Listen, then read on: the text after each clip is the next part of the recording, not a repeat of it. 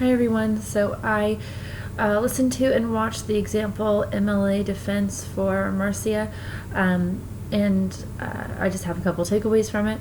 So I'm going to talk first about the idea of connecting this entire MLA program together, since obviously that's what the portfolio is meant to do. I guess just my feelings about it first was a little bit daunting.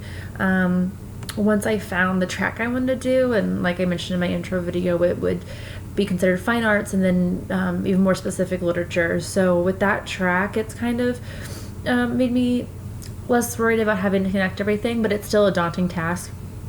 So it was really helpful to see how Marcia was able to make her connections with ease and to explain them clearly.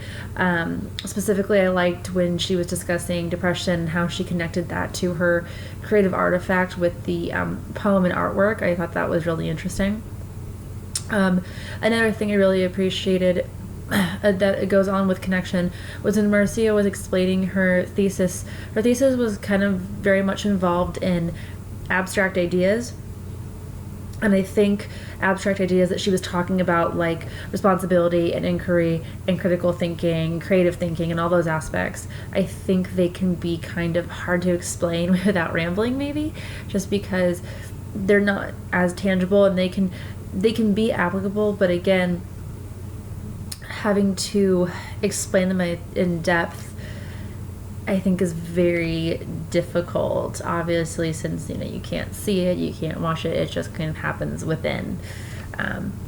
So I thought she did a great job explaining those topics. I think, personally, for my thesis, I think mine is a little bit more on the, I guess, tangible side, but again, she explained abstract concepts, and again, that is great to see because that's what the MLA is. It's not so black and white. So that leads me to my next point when she talked about being comfortable with not knowing. Obviously, we just started this class. I don't know much about it. We'll learn, and obviously it's uncomfortable, but what the MLA has taught her, and I think it's kind of connecting and teaching me now, is that it's okay to be uncomfortable, and it's okay to not know everything, like she said. And again, I think the MLA provides so many different perspectives. Like I said before, there's no black and white.